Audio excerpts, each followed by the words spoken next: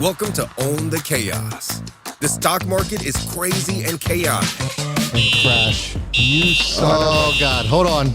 Pause.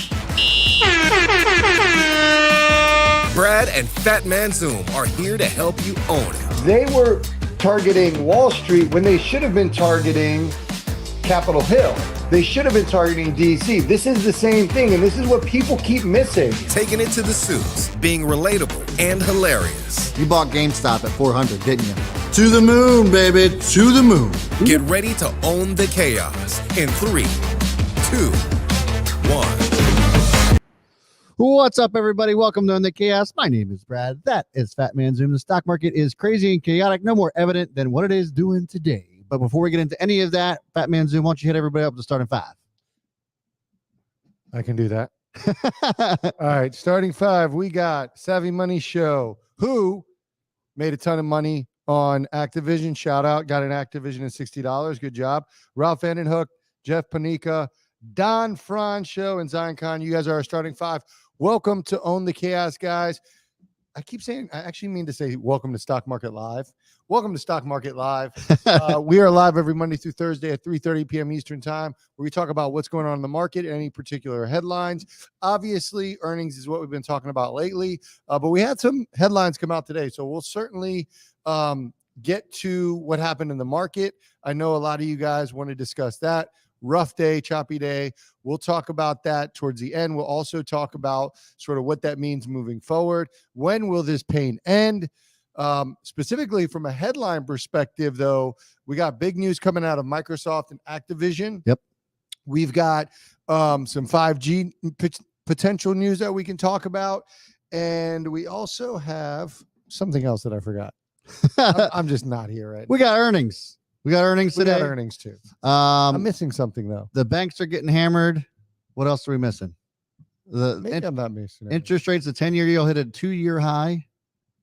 All kinds of stuff. There's all kinds of headlines today. Yeah, we've been talking about a lot of things, so I can't separate what we talk about for the show and I know. live stream we just talk about in general. It's been a huge brain dump today, and really over the last, 36, 48 hours, something like that. So yeah. How'd your day go? Pretty rough, but I think it's not as bad as I would have expected it to be. The rest of the market kind of got carried down with all of tech, and the NASDAQ really kind of still getting hit the hardest. But hey, listen, I've been red 2 days this whole year so far. So today I'll take it. It's one of those days where you just have to know what you're in and be confident in that. I actually ended up buying some stuff, so I feel pretty good about my positioning. I have maybe the boldest prediction of the year. I think I'm going to make it now, and I think the boldest prediction of the year will go down on January 18th, 2022. There will be no bolder prediction, folks. And the bold prediction that I'm going to make is that today's stream will not crash. That's a bold prediction. That's a hell of a bold prediction. If you guys were live with us yesterday, really all last week too. I'm standing my claim. Yeah. So, I feel good about it today. I think Brad fixed the issue. Yeah. A couple comments as you want to throw into the section, guys. Definitely throw any comments out there, especially any topics that we're particularly talking about. Banks always sell off after earnings. I don't think did we see that last earnings from banks? I don't know. That's an interesting thought there, Shane. Let's take a look at just Goldman Sachs, for example. Last earnings they gapped up, so maybe not. That was a very short-held thesis. It certainly may feel like that, friend. They did sell off after earnings the quarter before, though, but they went up the quarter previous to that. So I don't know. Don't know about that. Baxter 80, I know you guys are in and out of plays, but are there any long-term holds you would recommend? Certainly. And I mean, you can give your long-term holds. Yeah. And there are definitely ones that are really good opportunities right now. Yeah, absolutely. And I actually just got into one today. Oops. And that is Microsoft. I ended up getting into Microsoft today really because I thought that it was holding that 300 to 305 level really nicely. So I actually ended up getting some calls into that. You guys know that Penn National, I ended up adding to that. And I got leaps on Penn National for next year. Added to that. Now, obviously, Penn National is a little bit more on the riskier side. I would, could make that solid argument, but I think it's down to levels now to where it's kind of a joke. So feel good about Microsoft, feel good about Penn. And then I also, if you want some more staples, I would say obviously Apple, Boeing, and Spirit Air Systems is a good favorite. I think just from now leading into who knows when, but those are still down really low that I think are going to be good long-term holds. You can make the arguments as well for something like a Qualcomm. And I'll throw one more in there, and I'm just going to throw Bank of America. I think those are all going to be good long-term holds as far as I'm concerned. What about you? I think you got to start with Amazon just because where it's been. Yeah. You get Apple's always there. Microsoft always going to be there. You kind of break down the fangs and you look at what you like. You can make the argument for Google, Alphabet. But I'm going to say Amazon. I'm going to also say Tesla. I think it's one that is just a perfect dollar cost average. Don't try to time Tesla, just dollar cost average Tesla. Or even something like Ford. Yeah. Those are the ones that I would say, obviously Apple, the ones you mentioned are great ones. I think what's more important, or not what's more important, but what's really important as part of this Baxter is look at your allocations and really ask yourself how much is in growth, how much is in speculative and value. And really it's that speculative piece, because I think we all want to hit that big home run that feels really good. Yeah. But the reality is that the Apples of the world are always going to dominate. There might be one year where something goes off. That scared me for a second. But the Apples of the world, they're just going to compound and they're just going to continue to grow. So those are the ones that I would say are good opportunities. Yeah, I agree. I think really when it comes down to it, the good quality, solid companies are going to be good long-term holds. I mean, we talk about Apple all the time, but the reality of it is that it outperforms the market pretty consistently. Over the last, 10, 15 years, it's averaged 30% year over year. So it's an incredible stock to own as you continue to compound that. So yeah, I like that one a lot. Jeff says oil. I love oils. Savvy says, I believe in Amazon split, Amazon metaverse, even Musk leaving Tesla to run off with Senator Warren. What? I believe in Amazon split and Amazon metaverse, even Musk leaving Tesla to run off with Senator Warren. But no crash OTC stream, that may be a stretch too far. It might be. We'll see. Or there's, if it's not a crash, it'll be some audio issue or some bullshit we'll have to deal with. But I actually thought that this was a good question, Fat Man Zoom. I put out a short today, if you're ready to get into it. Yeah, some of our topics. So I put out a short today on the channel. If you guys didn't catch it, basically just talking about this morning's merger news with Microsoft and Activision. So if you guys didn't get the word, Microsoft made an all-cash deal with Activision for $68.7 billion. That amounts to around $95 a share for Activision. Stock went crazy this morning. It's pulled back some, but I think this is really good news for Microsoft. So put that out there. Ask you guys to give me some thoughts. And I thought this was interesting. So I'm going to share my screen just so you guys can see the question, because I thought this was very compelling. Jason Barube, I think that's how you pronounce that, says, will a company competing with Microsoft now think about Take-Two? Someone like Apple or someone else who wants to compete in multiple ways against them. And we had a short conversation as far as that's concerned, me and Jason. I thought that was a very interesting question, a very interesting thought about that. I don't think Apple obviously is the one that I would consider, but I actually made the argument with Jason, and he was really just speculating and just kind of like bringing about the conversation. Didn't really mean Apple specifically, but I thought, and I'm kind of putting you on the spot here, but I think that something like an NVIDIA would make sense to acquire like an EA Games or Take-Two, just because they're already so deep into the game as far as that's concerned. Now you can make the argument they already have the ARM acquisition that they're working through, so why would they bother? But given the way that they have cash to spend still, I think this could potentially be an M&A record type of year. These bigger companies are probably looking for something to acquire. It would make sense, I think, to consider at least entertaining that thought. Yeah, entertaining it for sure. I think I wonder with Nvidia if, that's a different type of business model to deal with that type of consumer, right? Like Yeah. there's one thing we're selling like products, whether it's to manufacturers of like or assembling products or directly to the consumer that they're just putting into like their build of a computer or whatnot. Um, or chips for mining, like all these are really like the sale is done. Um, when you start getting into gaming, now you have an ongoing relationship. And I think it takes a different type of team to manage that. And so the question is, does NVIDIA want to go down that alley? Yeah. I Again, I think that it's definitely intriguing and something to be interesting. But I look at something, and this might sound crazy, but I look at something like Netflix, who is trying to actively get into gaming, who already has a subscriber base that they're used to managing. I think it needs to be a company, and maybe I don't know if they have the cash or not, but like, I think it needs to be a company that already has the ability to manage consumers in that way. Yeah. But I will say it's certainly a take two, or definitely a legitimate target to stay up on competition for sure. Yeah. What I wanted to mention, I do agree with you on Apple. I don't think Apple would want to do that either. But this is kind of in the same line about an acquisition. Somebody said, like with Penn down so low, would they now become a takeover target?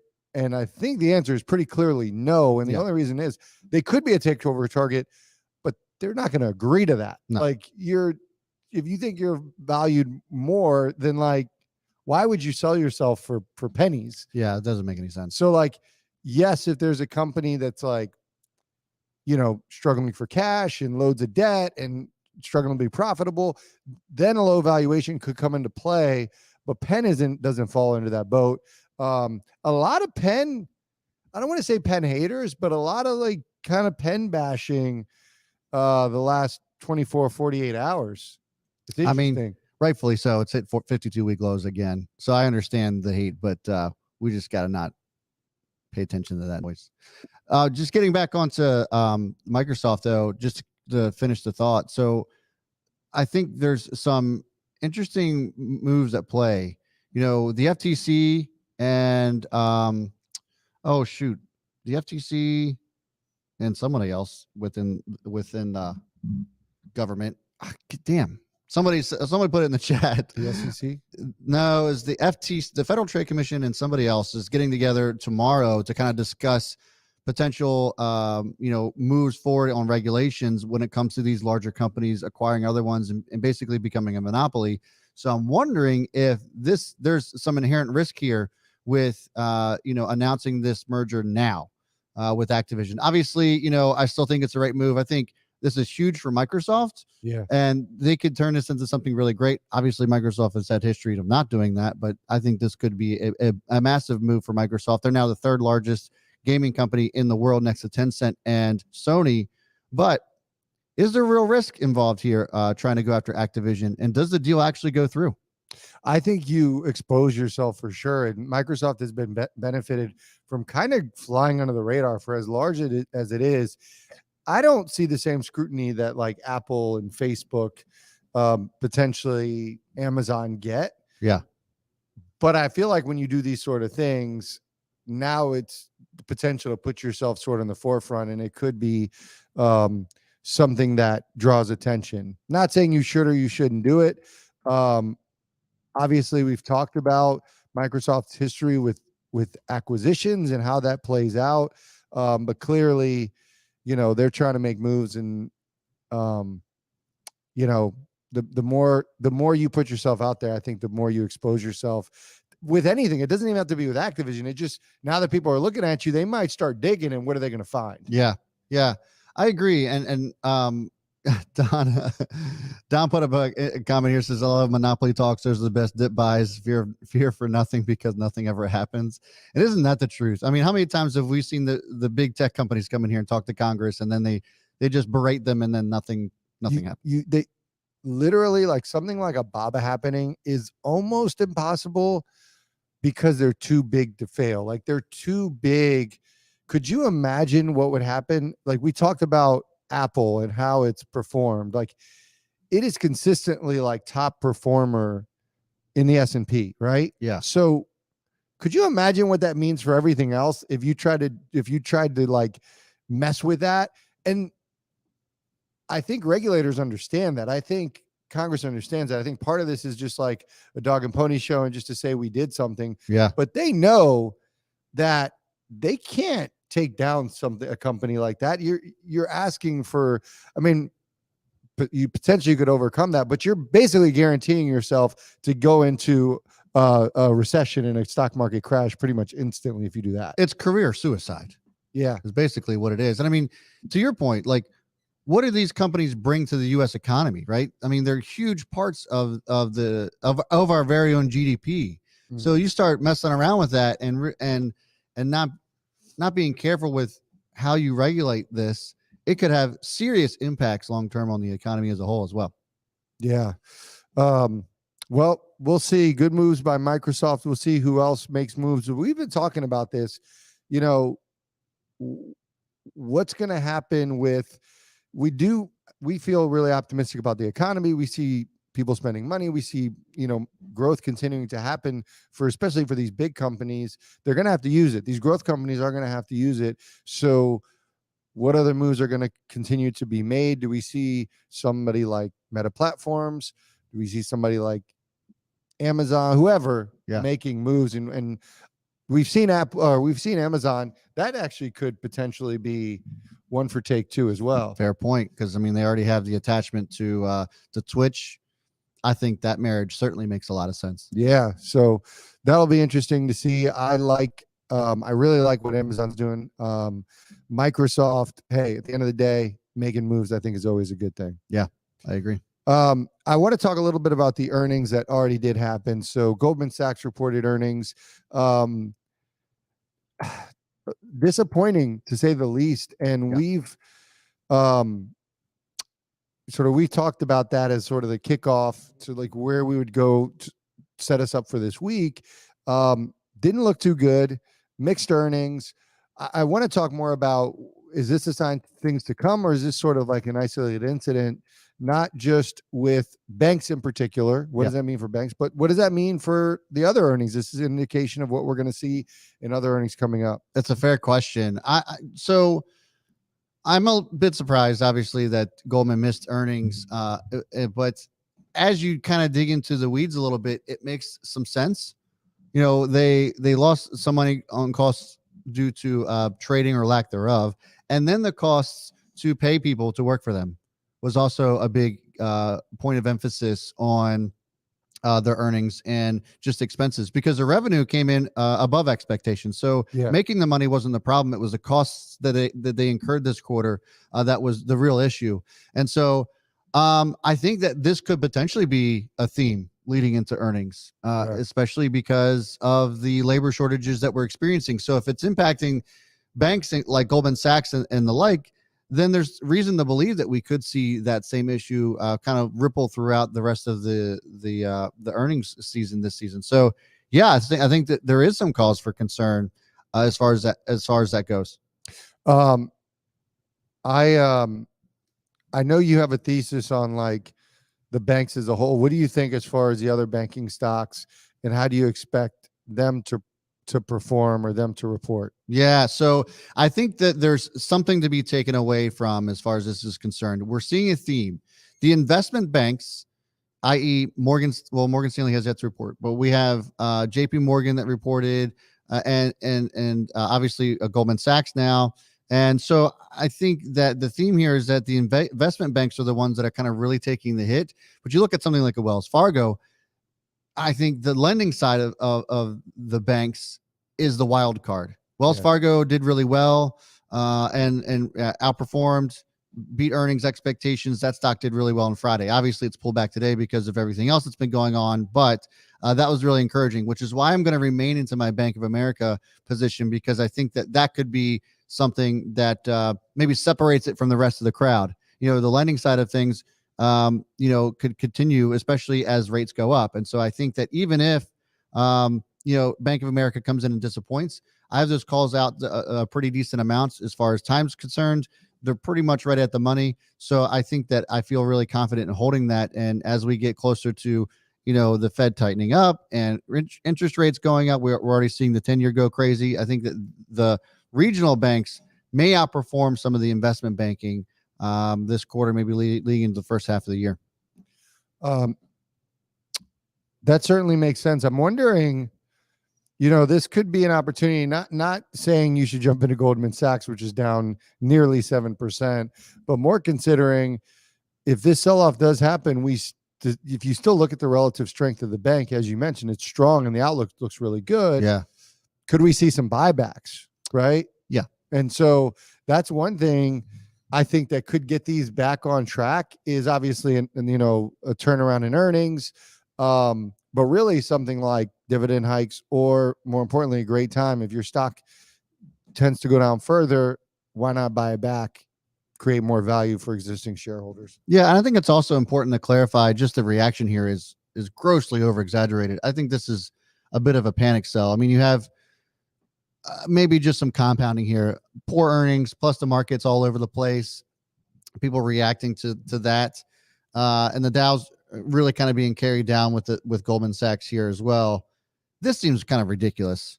Just the fact that they missed on earnings per share, but not by much, and they're still growing. So I think that that's also important, a key takeaway here. So with them being down 7% today, and also still well off of their $426 highs, this seems like a good buying opportunity. Maybe not going all in today, but at some point this is going to bounce back, I think, and it should bounce back pretty strong, especially on the backs of interest rates going up. Yeah. I will admit, I've been sort of sitting tight. I did buy a decent amount of stuff today. Might be a bit premature. We'll see. I'm banking on the fact that we've got Bank of America earnings tomorrow. We got Morgan Stanley, which you alluded to will be really interesting. ASML, United Health Group.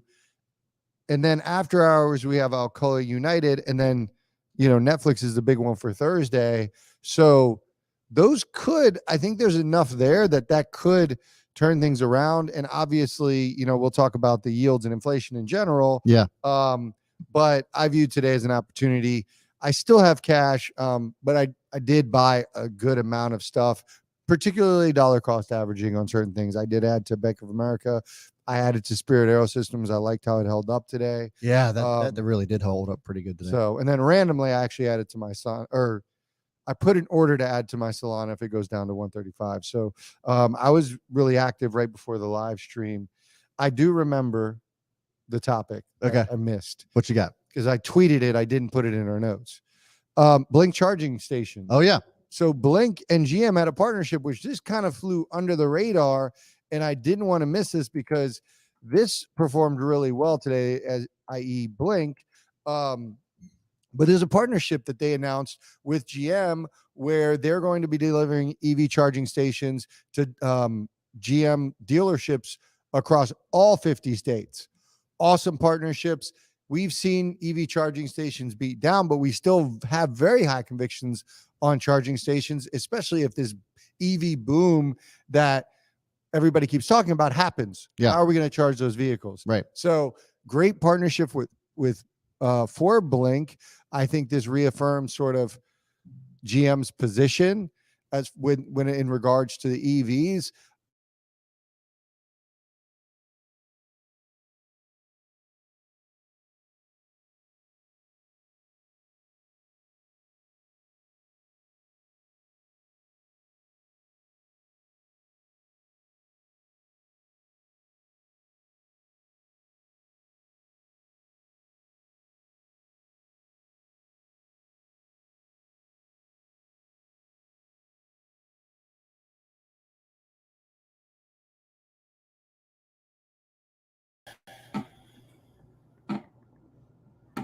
That's my last bold prediction. Damn it. Sorry, guys. We're reloading now. We got a lot further than we did yesterday. Take the under on my bold predictions. I was so confident. Hold on, I'm Me sending this, too. guys. This always happens. Like yesterday, I tested for a long time. Today, I tested for a long time, and everything works. But it's like when the rubber meets the road, it's like, nope, just kidding. Yeah.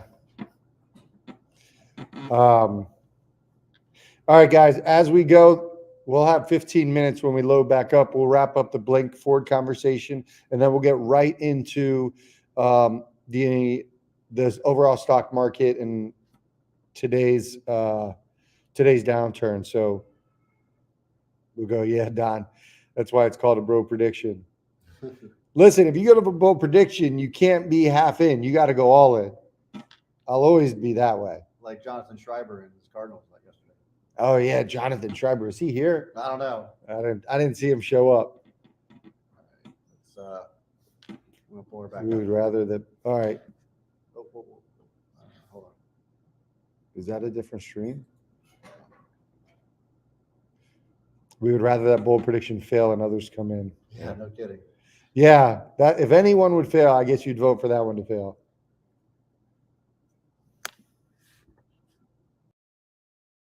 All right. There we go. Damn it. We'll get it figured out. I don't know what it is. We got any computer geniuses in the house? Hit me up. Because this is frustrating. I am not a computer nerd. But anyway, to wrap up the GM and Blink conversation, this is great for Blink. I think this is more beneficial to Blink than it is for GM. Obviously helps out GM as well.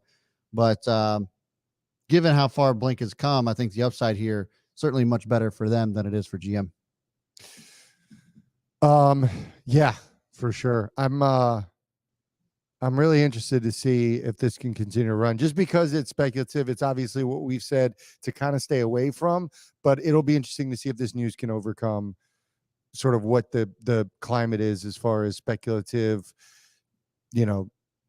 unprofitable companies. Yeah. So let's get into the main topic. So guys, we talked about, really the story is 10-year yields, highs. We've got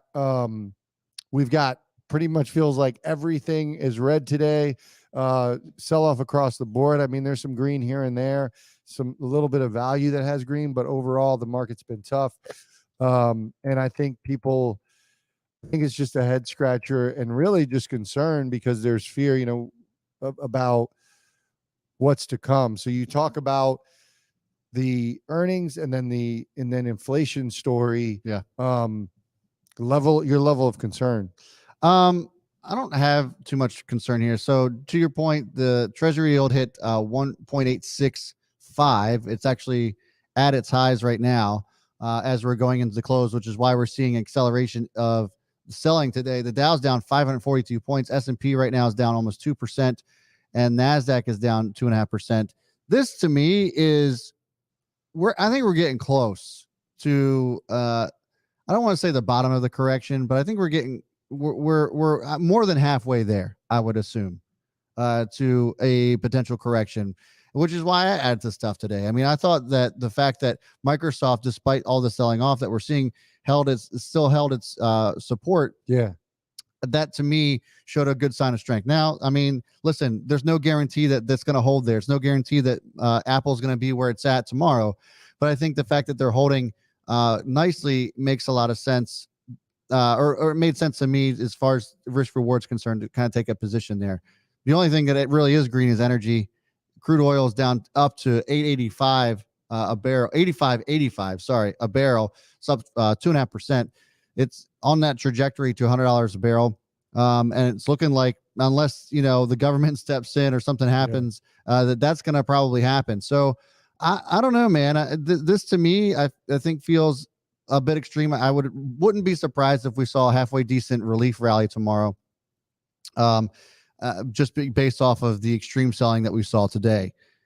I think as the market continues to digest some of the 10-year going up, I think it could start leveling out and we could start to see some movement. Now, again, as we've talked about with the yield and interest rates going up, the real important thing here is just to own good quality companies. The ones that make money are going to be the ones that probably bounce back the fastest. And so to me, I think that's going to continue to be the play. And that's why I decided to make the moves that I made. Do you have any indication on like when the first rate hike will happen? I think it's probably going to be March, April. Okay. Well, it'll be April because the end of the taper is going to be at the end of March. So probably April, we could easily see a rate hike. Now, again, there's now speculation. CEO of Goldman Sachs came out and said 5 to 6 rate hikes this year. I just think that's insane.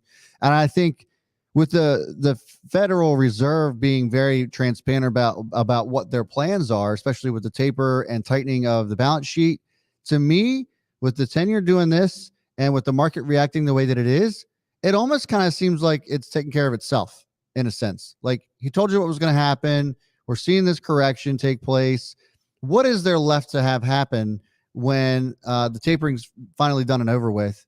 And then there's the quantitative tightening of the balance sheet. So I think that there's an argument that could be made that some of these prices are already baked in. Yeah, that's kind of what I'm alluding to is like, is there any concern when that rate hike does happen? Like, is it safer to just kind of hang tight and just stay what you're in and just wait till that happens? Or are we just baking it in? And then when that rate hike happens, it's like, okay, let's get back to business as usual. I think there's going to be a volatility no matter what when the interest rates start, because there's a theory that you could make that, well, if they come out right out of the gate as soon as the taper's over and raise rates 0.25%, which is typically what they do, then there's that fear of like, oh man, if they're doing it right after this, then maybe they're going to continue to do it every Fed meeting, and that 5 or 6 times this year could start to become a reality for some. So I think that there will be some volatility, but I also think that could be a potential opportunity for the second half of the year, because let's just say they raise rates once, then, we don't see a rate hike from them for the next several months. Then the markets could respond very positively to that. And I think that is more of a reality than many people might think. I could be talking out my ass, but to me, it seems like that's the most logical route. Shane Haley says, I think all of these rate predictions will lead to a massive rally when we might not hit as many as they're saying. That's what I'm saying. The problem is that when is that coming, right? Like they either have to indicate that they're done making rate hikes or the year's over. Yeah. And hopefully they provide a little of that narrative as we move through the rate hikes. It's tough when you're hearing the CEO of Goldman Sachs say that, and it's not like he's just going to say it out of his ass. Like, where is that information coming from? Is that historical? Are they getting information that maybe we don't have access to? And that's what's really challenging. And I wish, I think the uncertainty is always what's challenging, because uncertainty allows for an opportunity for speculation. And then I fear that some people are just trying to make sensational comments just to get headlined. Yeah. So it's hard to really decipher what's actually legitimate and what are people just trying to, just to say things more outlandish. Because if you say 6, I'm going to say 8, right, or whatever. Yeah, 100%. So we'll certainly see how that plays out. I wish there was like any earnings. I don't think are you interested in any of these earnings? Well, there's United Airlines and Alcoa. No, that's tomorrow. Sorry, just kidding. No, I don't think there's a whole lot going on this afternoon. Let us know. Jeff Benitez says if they have 4 more rate hikes, sorry, bend over and hold your ankles. Yeah, no kidding. Or they announce inflation has come down to a manageable level. I think prefer Fact Man Zoom's prediction, says Savvy. Yeah. Yeah, I don't know. Let us know what you guys did. What happened today? Did you guys make any moves? Are you guys hanging tight? What's your sentiment around this?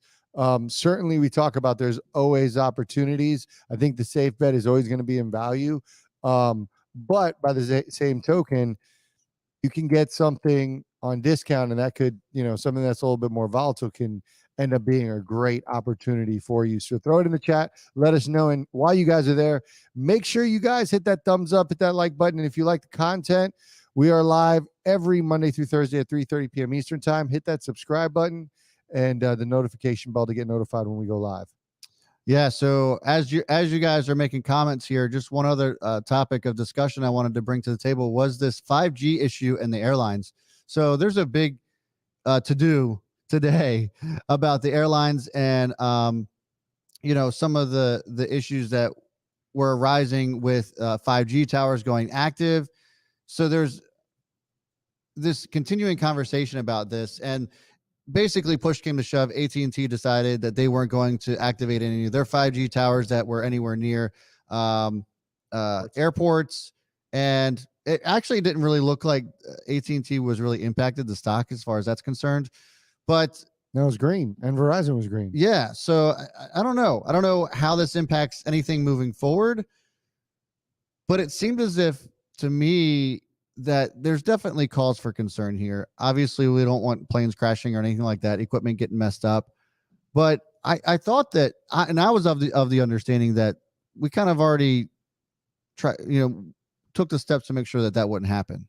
And I'm not quite sure what the issue is as far as like getting this off the ground with these 5G towers going near airports and that sort of thing. I don't think it's a big deal at all. And I can't imagine, listen, if AT&T Verizon feel strongly enough to say, hey, I'm going to just still put up, we will hold off on airports, but we're going to put them up other places. I don't think they would have made that move if they were concerned of something like that. Because, you still, like, I guess you got to define near airports, because you've flown before. You could still be in the air and still access towers. So then you're not even that close to the airport sometimes when that happens. So I got to imagine, just with Verizon's and AT&T's response, both of their response, that this seems like it's not that big of an issue. Maybe somebody just sort of just being extra cautious in this situation. Worst case, like I don't see this shutting down 5G towers around airports. I think worst case, there's an additional investment that has to be made. Either with like adjustments to accommodate the worry about frequency interference, or just investment in the studies to prove that it doesn't in fact interfere. I just don't. I mean, the frequency is one of the key factors as to why this even became an issue, because I guess there's a higher frequency for 5G versus 4G and blah, blah, blah, blah, blah. We don't need to get into that. But, I don't know. It just seems like it would be a simple test. Doesn't seem like it would be that difficult to get themselves through. I mean, these are all companies that have been around forever that should know whether or not this is going to impact it. And I don't know why it took to the day that they were going to activate these towers for everybody to kind of raise a bunch of shit about it. I don't know. Makes no sense to me, but I agree. I don't know if it's going to be a big deal. And looks like Verizon and AT&T were unfazed by that today. Michael Hanna, I'm read in almost all my stocks I picked so far, so I guess I'm doing great picking the losers. I mean, pretty much every stock you would have picked statistically was going to be red. Yeah, if you didn't pick energy, if you picked everything other than energy today, then yeah. You should be worried if the market's up 3% and you're down red in all your accounts. Yeah, that would be something to worry about. Yeah. Sean Dupuis just says he's hanging tight in response to what we were asking. Ralph Vandenhoek started in Goldman Sachs and Costco. Costco's got a great opportunity. You talk about a value stock, had some sell-off. I was looking at Costco today too, man. I didn't get any, but I'm looking at it. I got my good eye on it. Really sharp correction. I don't know. I mean, there's definitely, I'm not saying that you made a bad move, Ralph, because it could very easily bounce back, but this falling out of the trend has me a little bit concerned about the stock in general. I have all the confidence in the world in Costco as a company, but I'm looking at this 449 as the 200-day moving average, and it's sitting at 488. There could be more pain coming for this. Yeah. I'm not saying that there will be. There's just that possibility that it could. Now, you could look on the daily chart and see that it's pretty oversold. We're looking at the RSI sitting at 28. That seems to be a bit ridiculous, a bit insane. but crazier things have happened. And we always talk about that old cliche about the markets being irrational longer than you can be rational. So, the logical sense is this seems to be ridiculous and as a buying opportunity, but there is that possibility that it can still go lower. Frank, we are effed in the A. Thanks, Biden voters. Bro, quit being dramatic. Literally. Oh, good grief. Literally, listen, we had to eventually start the rate hikes. That's Yeah. like independent of anything. Yeah. And it's the same Fed chair. I don't know if you realize that, buddy. Calm down. Sell all your shit. Go into your what is that? Your shelter, your bomb shelter with your tin hat. We'll be all right, friend. It's okay. Shane Haley, any update on the podcast or venture you guys were planning on starting? Yeah, the relaunch of the Barcast. We're just lining up guests. We would like it to start in February if we can. Part of it is honestly the COVID and meeting with people in general. Yeah. But we'll get that rolling, and also location as well. I mean, we could do it here, but we'd also like to have a different setup. Wish we could have a bar in the back. Maybe one day we'll have a bar in the back and we could do the Barcast there. We need more Chaos Crew members for that to happen. Pastor David Hopper, who reported after hours? Nobody really. I mean, nobody that really stands out. I wish I could give you one, but there's nothing. Tomorrow I'll get a little bit more interesting. Yeah, pre-market, we mentioned Bank of America, Morgan Stanley, ASML. These are really interesting ones. United Health, after hours, Alcoa, United Airlines, Discover should be really interesting as well. Yeah. And to that end, we're carding weed. Will Alcoa earnings give a good indication on Cleveland Cliff spread? Potentially. So it's on the materials play, and Cleveland Cliffs got hammered today too. I think it was down like 5-6% because I was eyeing that up as well. This is a bit wonky too. One of those things where it just doesn't make any sense. Now, Cleveland Cliffs doesn't have earnings until the end of February. So, it's a long road for them as far as like a sympathy play is concerned. I don't know, man. I think that Alcoa is probably going to move on its own. Maybe Cleveland Cliffs has a little bit of a move because of that, but I would venture to say that we don't see much out of Cleveland Cliffs until we get closer to their earnings date, which is about a month away. Housekeeping. I bought more Penn Rocket and Drive Shack today. I should be smart and just buy Qs, VO, and Spy, but I'm invested on spec. Yeah, man. What are you buying? There's tons of really tons of less speculative stocks that are on discount. I got no issues with what you're buying. It's just interesting. I mean, I guess you have to ask yourself, would you rather buy something like a Drive Shack that's down today or, Microsoft that's down 15%? So I think that, that's kind of like the questions you have to ask yourself. Savvy Money Show. I like your advice. Michael Hanna is a race, not a sprint. You may be red now, but you will be printing later, according to Savvy. Jeff Panika just got out my roll of aluminum foil, shaping a new thinking cap. James Parison, thoughts on Shopify at these prices for a long-term account? Oof. I love Shopify. I just don't know if I love the stock right now. And it's just crazy overvalued. From a PE standpoint, it's at 165 times next year's earnings, still at these prices, and it's still coming down, right?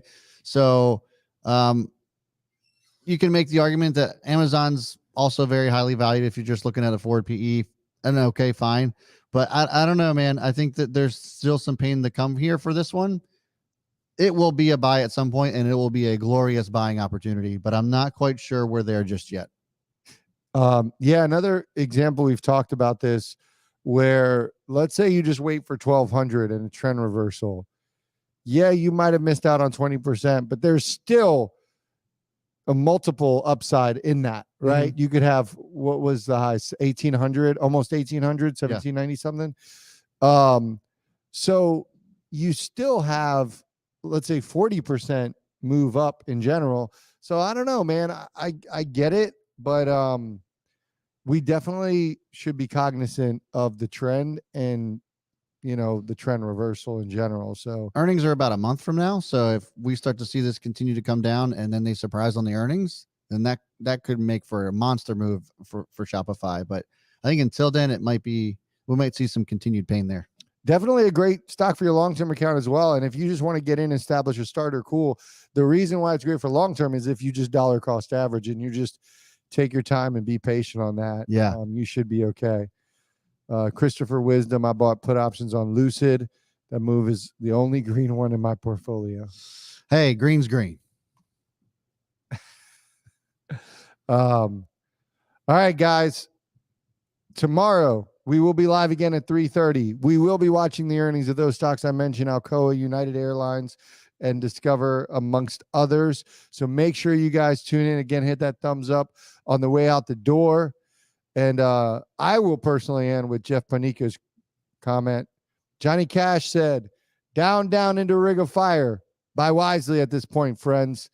We will see tomorrow if we have the relief rally or if it's more pain and more red, and we all come in here to drown our sorrows over a pint of beer. That's all I got. I'll drink the beer. Yeah, I don't. Yeah. It'll be. That's going to do it for us, guys. Lastly, hit the join button if you guys want to get a watch list from us. Every single day we put out a watch list of stocks that we think are going to make potential moves. And we're pretty solid on that. So in order for us to get the bar back there, we need more of those joins. So more Chaos Crew members in order for that to happen. Please do so if you guys want to support the channel, and we'll see you tomorrow. Bye.